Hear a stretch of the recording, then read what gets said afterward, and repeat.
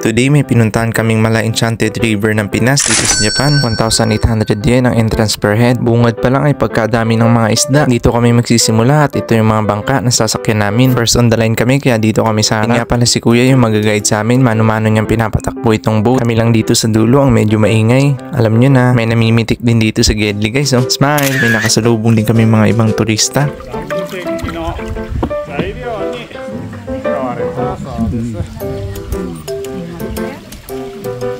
May pagkaganda naman sa lugar na to at nakaka-relaxing sobra. Napaka-decente ng behavior ng mga hapon. Pati nga itong si Chuchu tahimik lang. Pwede din dito magpakain ng mga isda. Sarap isinigang ng mga to Sa bandang unahan nakasalubong namin ang barko ni Magellan. Joke lang, mga chika bibs pala are. Konnichiwa!